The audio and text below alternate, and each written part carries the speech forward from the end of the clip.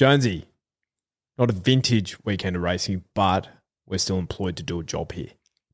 Yeah, and we're men of our word, mate. That's for sure. And look, we can still find a way to create some interest in what is, let's be honest, a weekend of racing which leaves a little to be desired. Yes, but there is a highlight in the last at Eagle Farm again. Our girl, the second of Portsea. She's back, mate. Race 10, barrier 16. Barrier 16? Sorry, number 16. Barrier 10, possibly coming into at least 9, possibly further. Yeah, she's a sure thing. Yeah, really hope she runs this weekend. It's been an absolute blast having her up and about, so let's see. But Coolmore Classic, All-Star Mile, few little bets in there and everywhere. But if you were to have a bet this weekend, who would you do it with and where would you do that? The good people at Ned's, definitely.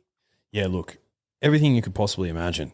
It's all at your fingertips with the Ned's app, mate. The Ned's Same Race Multi, if you want to get weird and exotic like we sometimes do on this podcast. That's a feature. They've also got the profiles, which, you know, I noticed that our followers are absolutely skyrocketing. They are. Skyrocketing. I know. So buyer beware. Buyer beware, that's for sure. But look, you know, chuck on your Ned's app, have a little bit of a look-see, maybe follow us into a few. Maybe add one or two into your black book. Because April, mate, that's when the whips are cracking. Yes, 100%. Plenty of fish to fry. Plenty of content to come about that as well. Oh, yeah. But what are you really gambling with? For free and confidential support, visit gamblinghelponline.org.au. I need to ask you a question. Be curious, Drifters. Mr. Brightside fins them up and wins again. Zardozi wins the Oaks for J-Mac. The photo finish. Mr. Brightside or Romantic Warrior. The mare's going. Great gun. Fangirl. Look at her go. Fangirl. Imperatrice has got her. And raced on by Imperatrice by a length. Overpass. More Baker's Delight in Perth. Radina just won it, I'd say. Tom Ketton won the spring champion in a cakewalk. Without a fight, won the Caulfield Cup. Well, we have to start with the highlight of the weekend, mate, which is, unfortunately, the second of Portsea didn't get the job done. But she ran well. She ran super. Outstanding run. Yep. Just had too much to do. Yeah. And when you're going at such a sedate pace up front, just want a truly run race for our girl, Portsea. I know, that's what she deserves. But, you know, the winner was 3 wide, no cover. So I think that goes to, you have to either be really good or that it was run at a farcical pace. And with all due respect to the winner, it was $46. So Yeah. I think that kind of like sums that up. So she'll be back, most likely at Class 3, 1,800 metres. Yeah, I think so. We didn't kill him. This fly has been, I reckon it's the longest living fly in living memory. So yeah, Class 3 at Doomben over 1,800 or 2,000 metres next start, I think in a fortnight.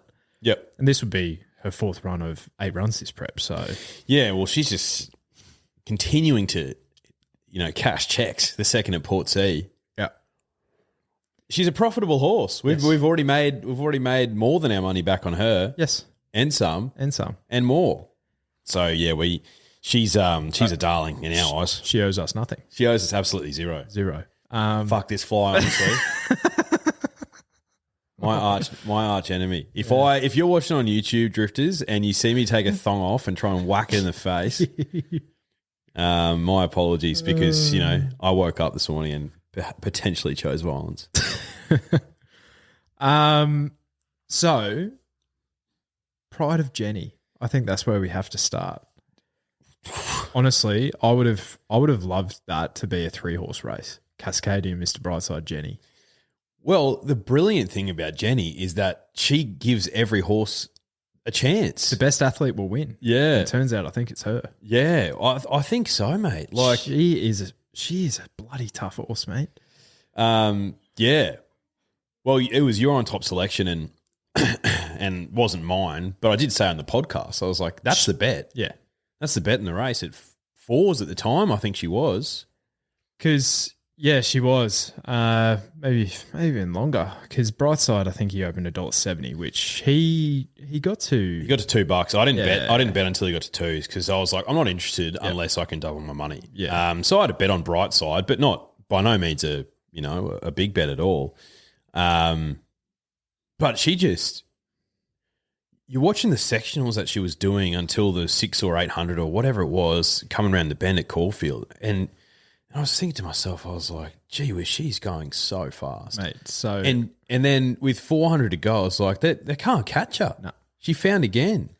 And I should have done a bit more research on this before right now, but I'll try and do it on the fly because I said to you, I'm like, I wonder if she's only really come into her own in the last like half a dozen runs to like 12 months because she's just... They figured it out. It's like, just let this fast horse run fast. Yeah. Break their hearts. So I'll do a bit of research on that. But raw times, right? The frustrating thing is I can't get the 600 meter splits, but I'll tell you this for free. They would be the other 3 mile races on the day at Caulfield would have run home a lot quicker than what they did in the All-Star Mile. So that on raw times, they would have beaten the following races by this amount of lengths. Fists of Fury, they would have beaten them by 19.5 lengths. Huh. First Immortal, First Immortal, they would have beaten them by 15.9 lengths. Titan of Choice, which is that country championships race, whatever it was, 14.75 lengths. So they have brained them. Yeah. So... wasn't a vintage edition of the All-Star Mile on paper from like a quality perspective. A lot of speed bumps. From like top to bottom. But they finished 4th or longer. Yeah. But the first 3 past the post, as we kind of saw to an extent last year as well, the cream rises to the top. Yeah, certainly does. But we'll talk about futures in a separate podcast, but well, where does Jenni go to now? Well, that's the thing. The first 3 past the post are going to line up in the Australia Cup now.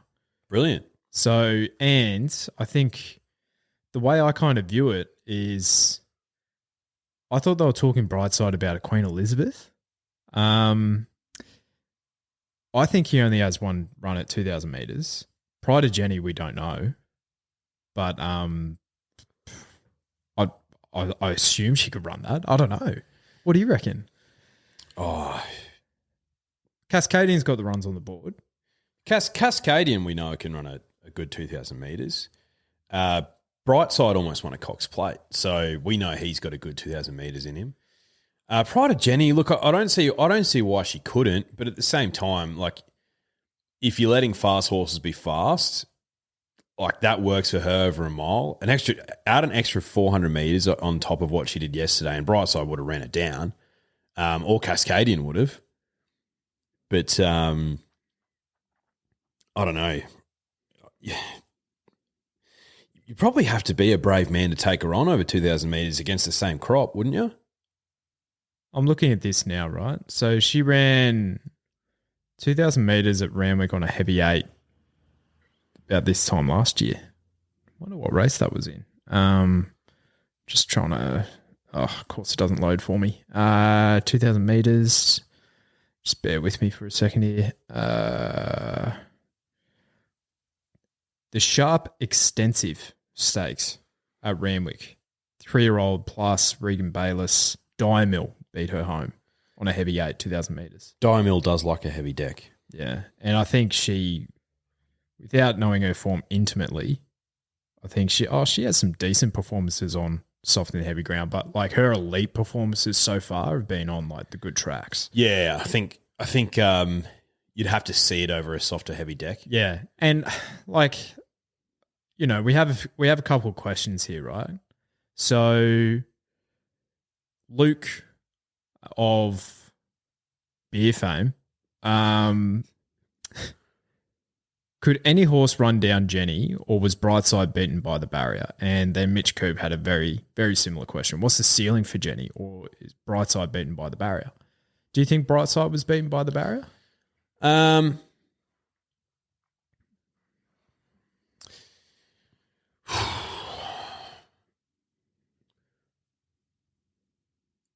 don't know. I really don't know. I'm torn because, like, the race, she was going so quick that it set up for the back markers to be out. Like, if you were good enough, the pace was on for you to swoop and come over the top of her. So I'm torn in saying that no, the barrier didn't beat him, but at the same time, we know that he loves a good tough mile. So if he drew in the first, let's say, 6 gates, and he rolls a bit more forward, because he was spotting her 15 lengths at some point. He's been doing that each run this prep though. He hasn't been stepping like he used to. Yeah, but yeah, if he sat 3 or 4 lengths closer in the run, does he run her down? I'm not sure. I don't think a lot of horses could have run her down. I don't know if Fangirl would have been able to run her down. Well, and if Fangirl couldn't have, then Brightside can't. No. So no, I truly think that they've just figured Pride of Jenni out. And whatever she does over the mile on a dry deck in the next 12 months, she's going to be incredibly hard to beat. Yep. Incredibly hard to beat. So what's she have to her CV now? Champions Mile, Empire Rose, second in a Coolmore Classic, and an All-Star Mile. It's a pretty good CV. It's a great CV for a 6-year-old mare who's, 12 months ago would have had, let's call it 20 starts for probably 2 or 3 wins. Yeah. As a 5-year-old mare. It's true. Kieran Maher, mate, just goes to show he's a genius. He is a genius. So I'm just looking through her form very, very quickly here. And the majority of her races that she's run in, I've run at very fast pace. And I think it's mostly because of her. But she's really come into her own over the last 12 months for sure. Yeah. I'm looking for that Rose Hill run. Yeah, so that was on a good 3 that day at Rose Hill over 1,500 metres where she just got pipped by Espiona. That's 70 to 1. And then, she ran fine the next 2 starts, but she was still beaten by 6 or 7, like 6 to 8 lengths at her next 2 starts, but they're on soft ground. So she probably found that soft ground earlier in her career and she probably just had the class edge. Well, yeah, to be honest, if she's 6 now, if we're looking at her 3 and 4-year-old season at the very least, they were very wet years. Yeah.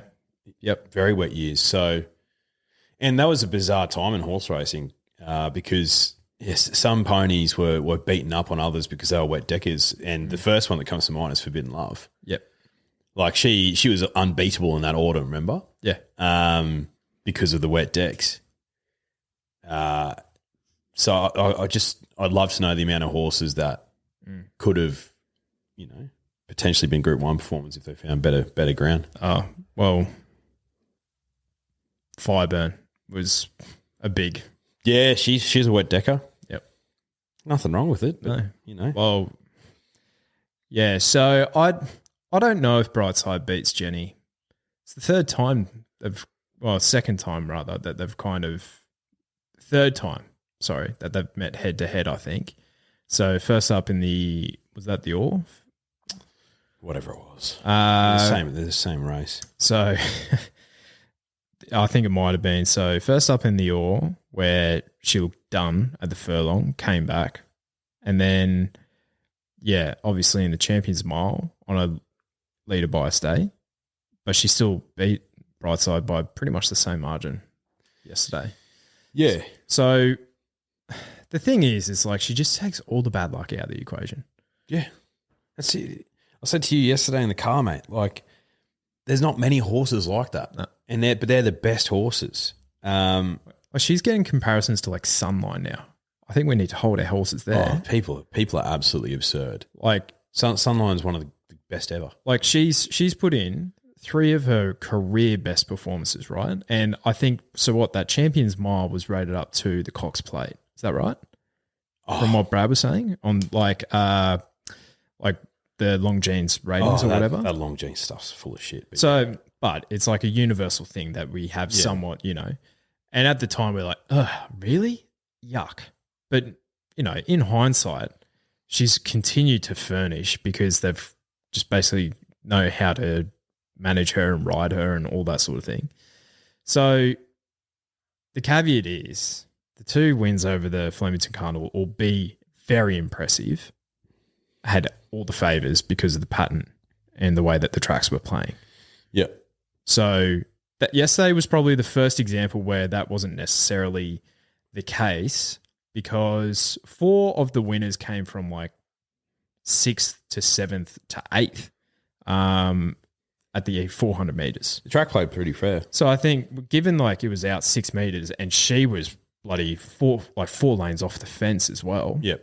So it just for a race that you're trying to make into a Group 1 contest, the fact that it's not in the true position or even like 3 metres out, you know. Well, they change where they have it every year. Mind-boggling. Yeah, well, going back to that then, do you reckon that race saved the All-Star Mile for another year? Yeah. Like they'll definitely make some changes. Like the wildcard system was irrelevant. Mate, Magic Time had a slot in this, remember? Yeah. I think the only slot holder that took it up was the Desert Lightning and Brightside because he had 2 slots. Yeah. Charity and the Ore. Yeah. Oh, I still think they need to make changes because you're right. It was the easiest trifecta of all time. Yeah. And the All-Star Miles has done that before because I remember one year, the year the Zaki won it. Like, that was free money. On Thunderstruck was like $8 that day. I'm like, huh? And that Quinella was paying 10 to 1. I was like, that is absurd. Yeah. So from punter's perspective, I don't mind the race. So in summary, and I think we'll do this at the end. So Cooper Cordless has no cord fame. Yep. We need an updated best horses in the country list ASAP. Now that we could either tackle that with zero thought, like by the end of the podcast, or we can do that to kick things off on Wednesday. Whatever you want to do. Let's do it Wednesday. So we'll come back to you, Cord. Now, Marcus Williams, what is going on with the Sydney tracks? With rain in the forecast, is the slipper going to be on a heavy 9? Have you seen the forecast? Yeah, there's rain all week. Yeah, it's not big rain though. There's rain all week. All they'll do is they'll just adjust how much they water the track. I think we'll play the slipper day will be on a soft deck for sure. Yeah. It's not going to be heavy though, I hope. I don't think so. So if I'm looking at the forecast at Rose Hill and Randwick or Sydney is different. Yeah. So basically just put that in because it's like western suburbs of Sydney, right? For those of you that weren't aware. Tomorrow, 0 to 8 mil. Tuesday, top of 29, 0 to 1 mil. So that could be the drying day. Wednesday, again, top of 29, 2 to 15. Thursday, top of 23, 0 to 1. Friday, no rain. Saturday, 0 to 5, top of 23. To me, that doesn't read huge numbers. No. So if they had 6 mil of rain, plus they put, for God knows what reason, they put on 15 mil of irrigation during the week. So it's basically got about 20 mil of rain. Average that out, you're probably looking at something similar, I think so, unless it's raining on the day. Like if it's cloudy on the day and even if there's rain all week, then the track will be a soft 6 or a soft 7. You know what is a concern though, and it would be fascinating to see what they do because the rail was off on yesterday. So they were coming down the middle of the track on where your grand final day is the week after. Is the track going to hold up after that? And where is the rail going to be? Because the fence could be well off. They could be bloody giving high fives to the fans down the outside. Yeah. Potentially, yeah. It'd be fascinating to see. So I think the barrier draws, like, to me, gut feel without obviously, there's so much footy to play. I'd say you want to draw like midfield out almost. Oh, you want a midfield gate. It just takes all luck out of the equation. All bad luck out of the equation. Like if you're in the slipper, you want to be drawing between 6 and 12, I'd say. So I saw some commentary on racing Twitter, right? And there was a day earlier at Rose Hill where our Kobe son broke the 1,200 meter track record. And I think there was another one that broke the record there that day. Yeah. And the insinuation was, are Racing New South Wales just like over? They basically want those records to be held by the top class horses, basically. Especially, I think that 1,200 meter record at Rose Hill has been held for a long time as well until it was broken. But do you think they've kind of like seen that and it's like, oof, the criticism from the King Charles meeting at the end of during the spring as well? They want fairer tracks, or the participants probably want like a genuine good four as well. Or are you team let Mother Nature just do its thing? Oh, yeah, I'm probably more of the latter. Like, I think you can, as a punter, you can read into all that stuff a bit too much. I think. Like, I've had this conversation with you before on the podcast. Like, there's already so much that you need to absorb, and like, yeah, do I want a genuine good four to probably a soft 5 deck to play on? Probably do. But at the same time, sometimes the back horses, which I know love a bloody really firm concrete deck. So maybe I want it to be good on that day. So, you can't have everything in life as a punter. And I think if you're getting all strung up on how the deck's playing and whether they watered it enough and blah, blah, blah, and this and that, it's just like, come on, mate, you have bigger fish to fry. Well, we actually have an exclusive on this podcast because I sent through the track conditions to one group chat that we're involved in. Yep. And one of the co-owners of the second of Portsea is in the ownership of another horse. Yeah, who's pretty good. That was running at Rose Hill yesterday. And one Craig Sneesby did confirm that he actually snuck into Rose Hill Gardens, found the irrigation system and turned them on all right. And actually knew exactly how much to water the track. So it was a soft 6 and wasn't going to get any heavier. He knew exactly how many millimetres to put on. Because as I think we've learned about Zougotcha, she loves a bit of cutout in the ground. And top weight, barrier 2 helped her. Oh, God, yeah, it did. The J-Mac tax, I think you're happy to take it if he gives her a ride like that every time, That's aren't what you? I mean. It's just like, oh, the J-Mac tax. It's like, well, for a reason. For a reason. There's like, 90 of them. 90 Group 1s. He's our age, mate, effectively. Yeah. And he's got 90 Group 1s. I know. Like, how many did Ollie get? Like 120? Yeah. So he's only 30 off Ollie. And Ollie, with all due respect, is in boomer territory. And J-Mac's effectively Gen X. What? Not Gen X, Gen Z. Well, didn't Ollie ride in 5 decades? 80, like end of the 80s, Yeah. 90s, 2000s, 10s, 20s. Yeah. So J-Mac would have ridden in what? 3 decades. Thousands, 10s, 20s, yeah. And he had what, 18 months to 2 years off? Yeah. For being a naughty boy. Being naughty. And he's Yeah. But hey, he clearly learned from his lesson. he did. And the other thing is, right, so he's ridden some absolute champions. VE probably the best, I'd say. Like, I think he was on for 9. He'd be on 9 of them because Zara rode 2, right? Rode the Caulfield Cup and Turnbull? Yes, I think so. Yeah. So I think, the other 9 that he rode. So that's like so 10% of his Group 1 wins were from VE, who could play up. Not an easy ride. No. A lot of talent, not an easy ride. But you think like, all right, Romantic Warrior's probably got him like, I don't know, 3 or 4. Nature Strip. Yeah, obviously Nature Strip as well. Animo. But like the others, I feel like he wins on like these type of races like a lot of the time. Where it's a favoured in the market, but by no means is it like a gift. The thing is, like, it's a self-fulfilling prophecy for J-Mac because he's a really good jockey, so he gets the good rides, and because he gets the good rides, he doesn't need to, pull a hot Nash as often as Hot Nash needs to pull a Hot Nash for him to get a Group 1. True. Like Hot Nash, to steal a Group 1 from J-Mac, you're usually like, fucking, see that ride that Nash gave that thing at 15s? Are you kidding me? Yeah. That's how hot Nash gets his a lot of the time. So, like, yeah, people going on about the J-Mac tax. It's like, okay, well, how about you never bet on him on any race that he's ever in? And if you come up in the green, good on you. Yep.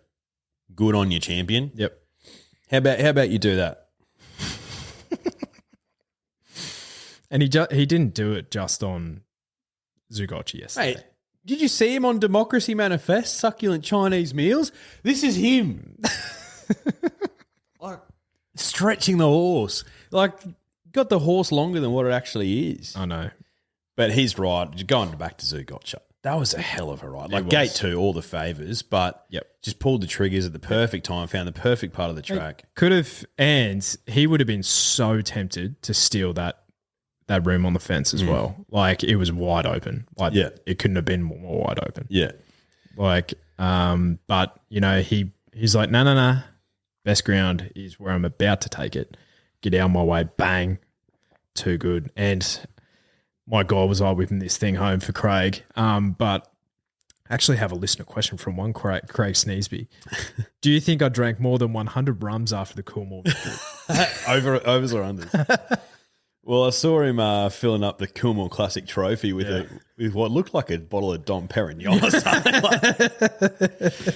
Look, Drifters, it was one Sneesby Racing's birthday essay of all things. And with those silks, it was St. Patrick's Day. Noel Greenhole, who's another prominent owner, he's an Irishman, is in the ownership of Zougotcha. There is silks. Like, the stars aligned. So we were talking about responsibly putting your house on things during the week. I think the house equivalent for Craig Sneesby compared to us is very different gravy. So I think it would have been a good day for him. Like, there was a reason why the second of Portsea was $13 into $6.50 because it was post Zougotcha win.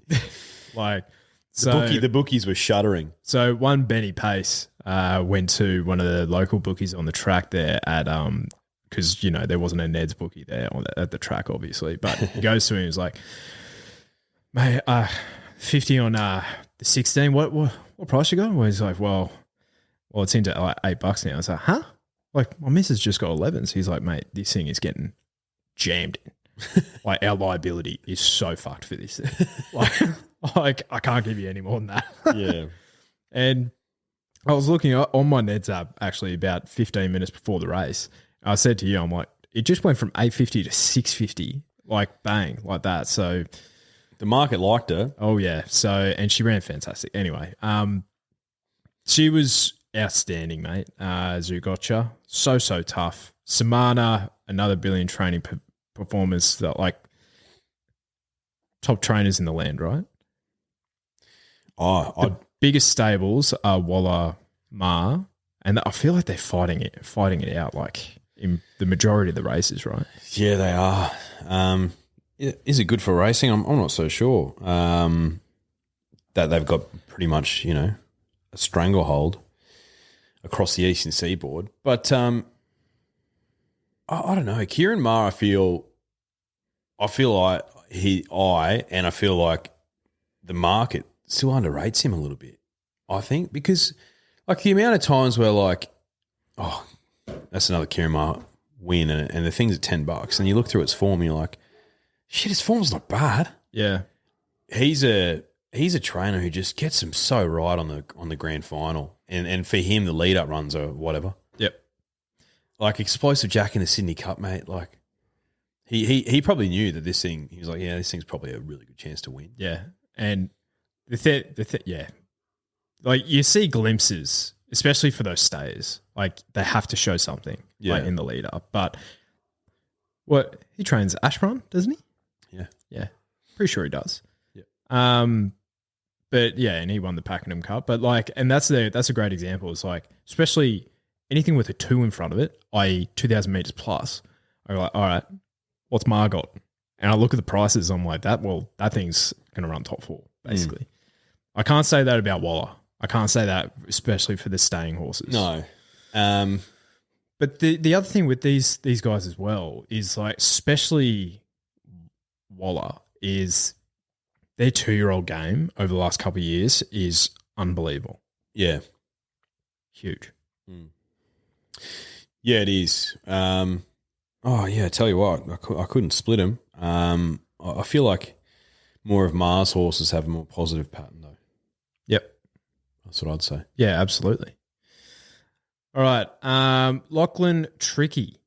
Who is the best 2-year-old out of Drifting, Doubling Down, and Bold Bastille? Bold Bastille. Yeah. Only horse to beat Hayasugi. Yeah, Bold Bastille. She gives me Cool and Gatter vibes. Yeah. Not as good, but I reckon she's just a really fast horse who, as a 3-year-old, you probably keep it to those 1,000 to 1,100 metre races. Mate, if I was in the ownership of this thing, I'd be so stoked with the stable. Mate, let the big boys contest like the Slippers and the Diamonds. We would just pick up these absolute, like still pretty decent cash. And you know what? We'll just have a racehorse. And if she keeps putting on these performances at the track, she'll still have some residual value at stud. Oh, she's got loads of residual value. She's already got 2 or 3 black type wins. Yeah, 3 from 4. Yeah, I'd have Bold Bastille. Drifting defies her name. Firming. Yeah. Drifting was firming massively in the market. Both starts, though. She firmed against Bold Bastille too. Yeah. Well, mate, the Snowdens, fascinated that they brought her up here instead of keeping her down in Melbourne. And I think the market sort of latched onto that. But I texted you before the race. I was like, I've got no idea who to back here. So I'm going to back Drifting, obviously. And that paid off. But, mate, she had to put on the gas to get out the front, and then found something, kicked away. She's a smart little filly, Drifting. Yeah. She's not winning a slipper, but she's a smart filly. Well, she was 200 to 1 in the slipper prior to her race yesterday, and then she firms into 50s. Yeah, which is fair, I think. If the track is playing a little bit, how you doing? Is she a swimmer? Who knows? We haven't really seen anything that can swim yet. Storm Boy's latest run on that sticky soft 5, I don't think he loved that, but also that's not the right way to kind of analyse him, I don't think, because it was a prep run. I don't know. Storm Boy, to me, he gives me the vibes that he'd be able to get through it. Yeah, I don't know. Well, but what indication do you get from Switzerland that he's going to be able to get through it?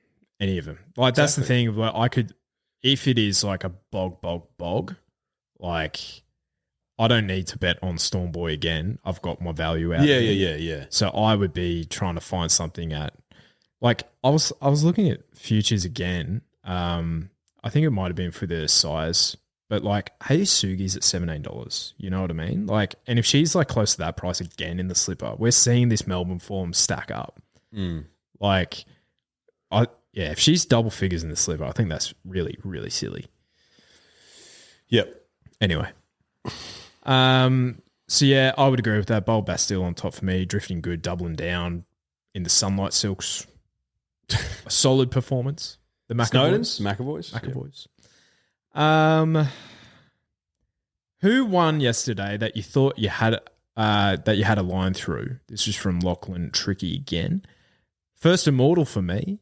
I thought he needed further. He was brilliant, mate. He was great. He's a good horse. Yeah. He's a good horse. Sometimes those stayers resuming over 1,600 metres can have a bit of a spike performance. Love it.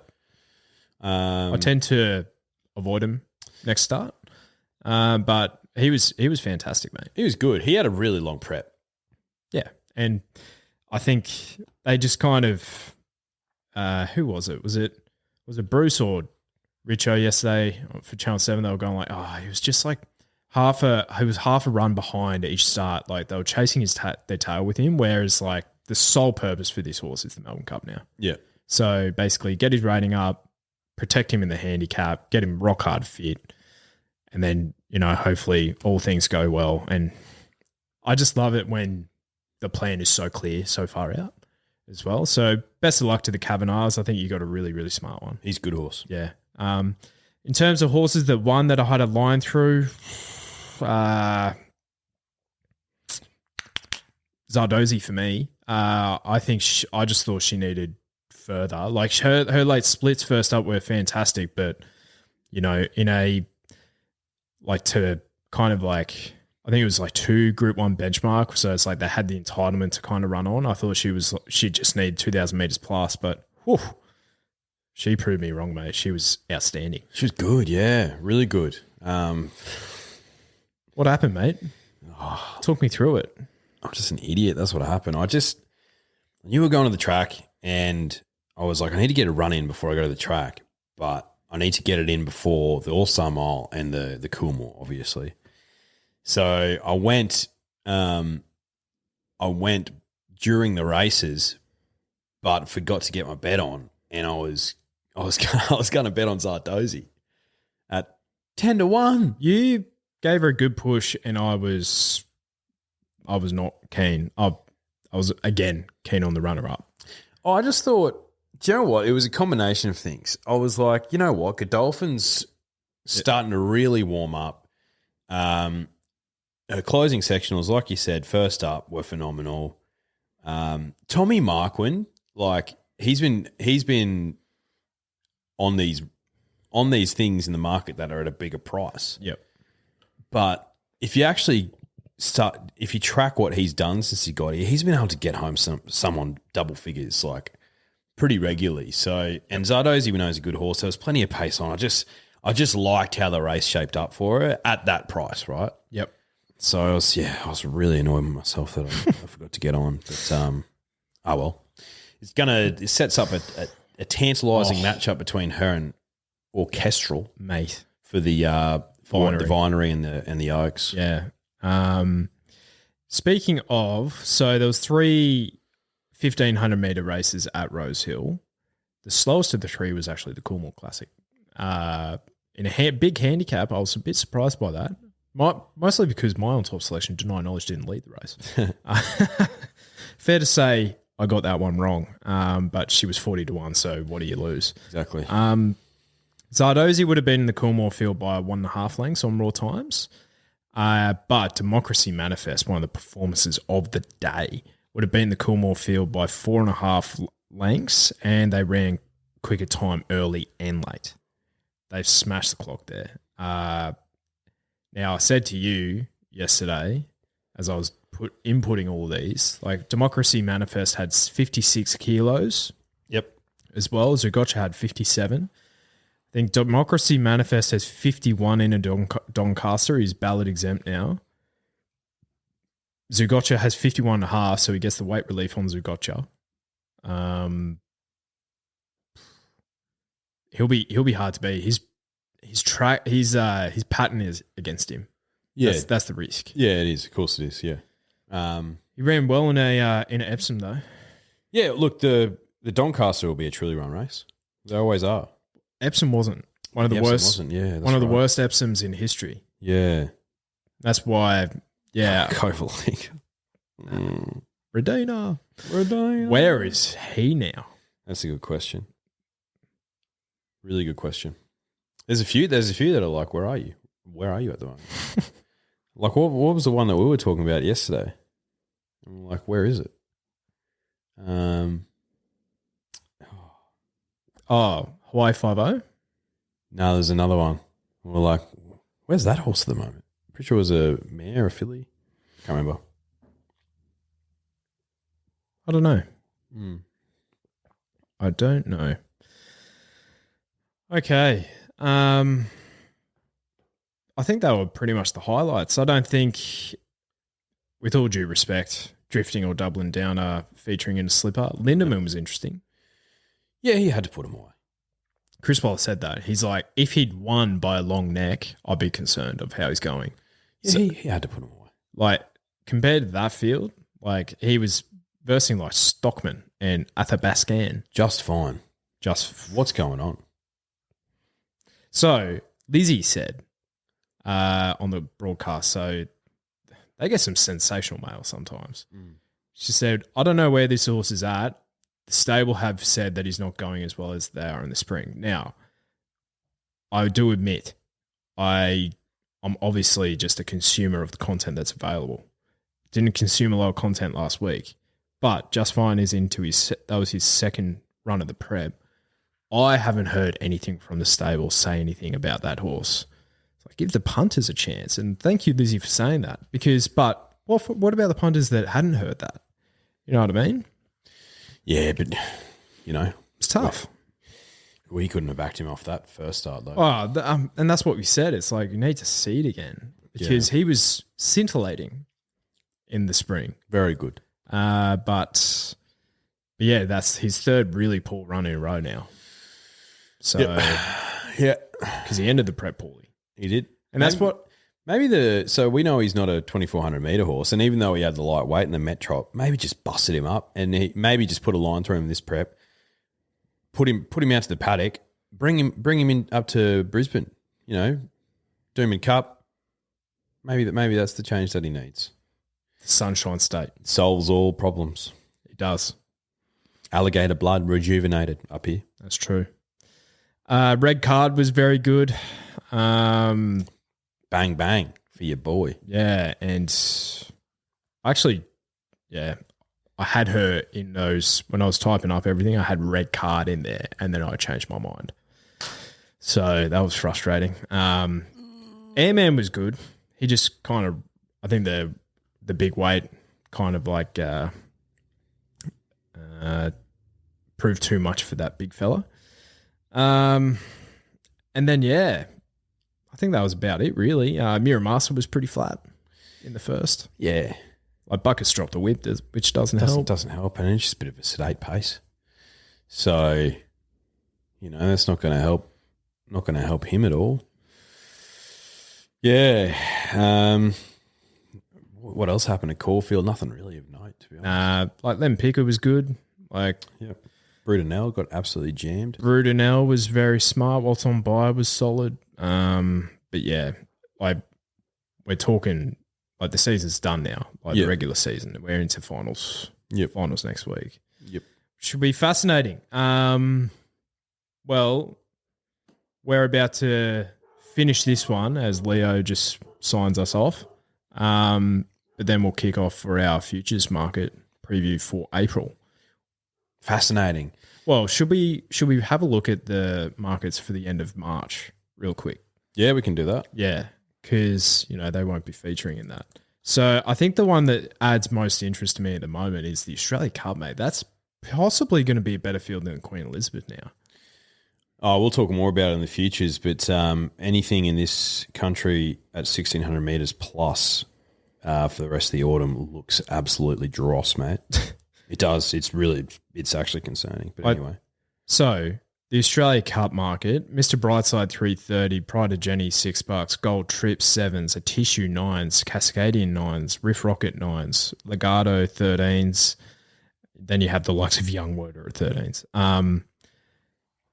Pride of Jenny's fascinating. If she runs out the 2,000, she'll be hard to beat. But the speed that she puts into that race brings in the likes of a Tissue and Cascadian, in my opinion. Yep. Like a Tissue at Flemington, like $9, like that. I like that. Or even Gold Trip as well, $7. Yeah. What do we got? We got the Slipper, Rosehill Guineas, George Ryder, Ranvit, Billy Reid, Galaxy, all before the end of March, which we can talk more about on next week's podcast. Australia Cup. Yeah, that's actually a pretty fascinating race, to be honest. Legato, is she definitely going to go there? I think so. Like she's been knocked off a couple of times. That's why you're getting the $13. I don't think she's a 2,000 metre horse. Yeah. Personally. Like the Tancred. Mate, the Tancred is, we'll talk more about it, but it's in March. It's in March, well. so we're not talking about it. Well, like, mate, gold Trip, 2,400 metres, wait for age. His Sydney leg is a bit icky. Like, yeah, I know, but like, what are you taking? You taking the $8 for him with Neds, or you taking the $9 for Arapaho? Yeah, I don't know enough about this like post-impressionist. Ash runs $12. Yeah, Shiraz is 15s for God's sake in the Tancred market, mate. Shouldn't even be there. Well, that's what I'm saying. Like, it's concerning our weight for age ranks at the moment, mate. Explosive Jack, who was 4 out 5 lame yesterday. That's why he ran so poorly. Like, he's at 21s. That's disgusting stuff. Mate, Carini's 26s. Like, you know where I could play a market like this? I can't even. I'm thinking of the Sydney Cup, rather, which that market will go into depth of. But, like, yeah. You know who I could play in that market is like a Stockman at $26. And that's where that kind of like just sums up where everything's at. Oh, mate, it's really bad. Yeah. Looking at that Tancred, if I was, you know what, as it stands right now, I'd be looking at that Tancred market. And if I was a trainer of Orchestral or Zardozi or Riff Rocket or something like that, and I'm thinking, yeah, I know I've got the Derbies and the Oaks and what have you, but I actually might have an easier time beating up the older horses than beating up my own age group, to be honest. Yeah. With the weight relief, weight for age over 2,400 metres, because, mate, it's thin. Very thin. Thin. You can't even spread that over your toast. You're eating dry bread. It's like, it'd be like open up a bloody packet of Wheat Bix and trying to eat that without any milk. It's true. It is true. Oh, it's so thin and dry and dross. George Wright is interesting. We will preview it next week, right? But with Fangirl out, like, that's what I mean, mate. Like, fascinating. I'm looking at that George Ryder, and if I'm like I know it's not going to happen, but if I'm a Celestial Legend, I'm looking at that thinking, with some weight swing, I could knock some of these off, mate. So I hope to Christ he's still heading there, but Amenable, like, he was $51 when we brought it up on the podcast, right? He's into 17s now. And I have this multi going. I'll talk you through it. So the first leg yesterday was Zougotcha to place in the Coolmore and she was, because I got on this weeks ago, so she was $2.50. Yeah. So good shopping there. Let me read this out, right? So Zougotcha was the first leg, $2.50. Tom Kitten to place in the Rosehill Guineas. Kitty Cat Tom. Imagine him in a Tancred, mate. $2. Amenable to place in the George Ryder at $13.50. And he's into $4.20. Shopping. Sunshine in Paris in the Galaxy, $3.25 to place. And she's into 3s. A Tissue to place in the Australia Cup at 3s, just the same price. I Wish I Win to place in the TJ at $2.13. And then Zardozi to place in the Oaks at $2.75. That's shopping. What's that going to get you? Responsibly $23,000. Like, that's not the worst. No. That's not the worst I've heard. That's not at all. So, yeah, obviously you win some, you lose a lot more. But, like, that's the areas that I'm playing around in. They're the waters I'm diving into. Blue pill, red pill stuff. Yeah. So, you know, we'll hopefully, that's like throughout the rest of the carnival, but hopefully we'll have an all up here or there that you can follow. We're about to kick on into our April futures market separate podcast. Listen in for that. See yous.